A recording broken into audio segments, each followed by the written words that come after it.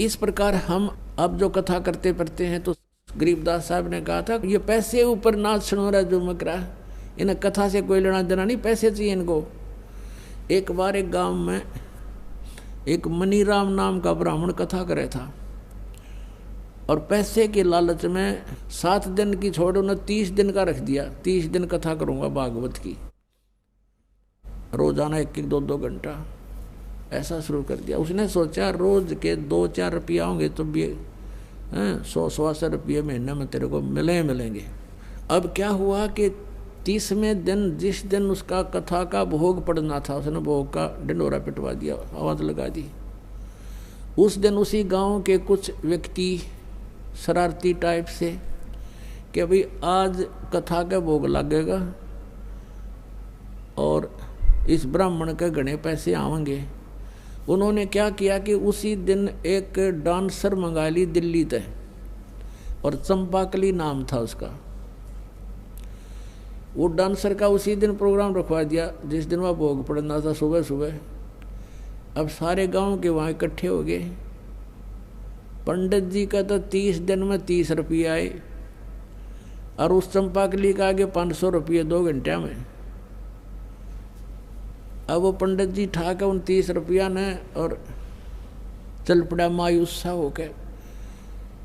कहाँ पहुँच गए? आदरणीय गरीबदास साहिब जी गांव छुड़ानी जिला जज्जर उसके रास्ते में पड़ा था।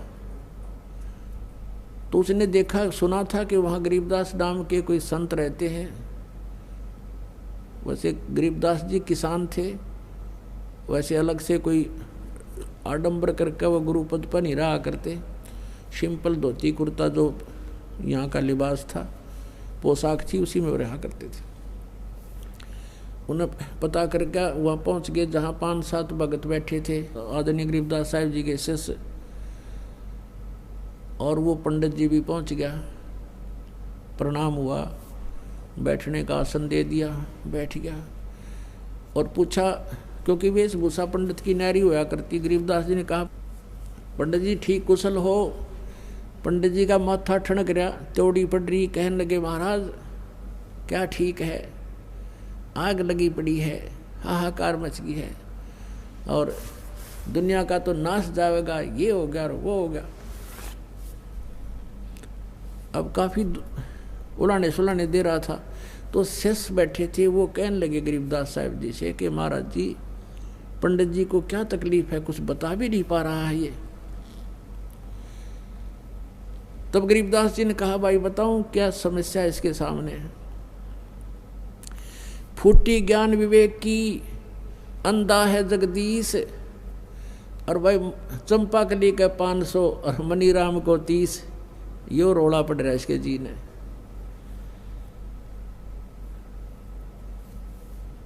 अब क्या है कि इसने कोई सुड़ा कथा करे था यूँ, जबकि मनीराम नहीं बताना चाहा था, वो तो अंतर्यामी थे गरीबदास साहिब जी।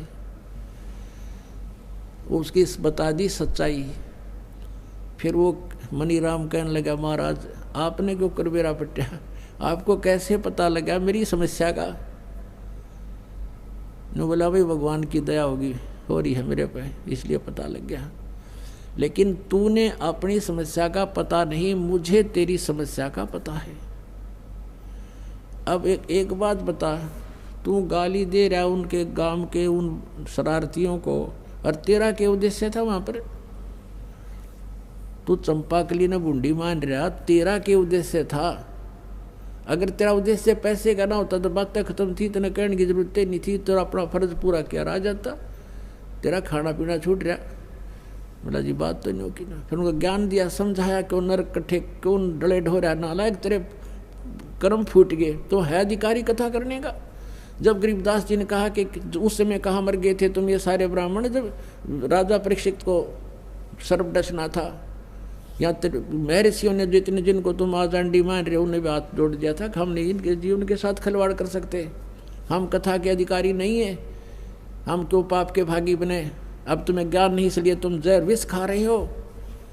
उसी दिन उस ब्राह्मण ने चरण पकड़ दिया महापुरुष के और कहने लगा, भगवान आज के बाद ये नरक ये इकट्ठा नहीं करूँगा, कल्याण करवा। तेरा भगवान ने 2 रोटी दे रखी और और मजदूरी कर ले, कोई साधन नहीं है। तो उसी दिन से उसने वो परित्याग कर दिया और छोड़ दिया। तो ज्ञान पता चलेगा कि ये विष है, ये नहीं करना चाहिए, शास्त्र विरुद्ध है, साधना उस दिन त्याग देंगे।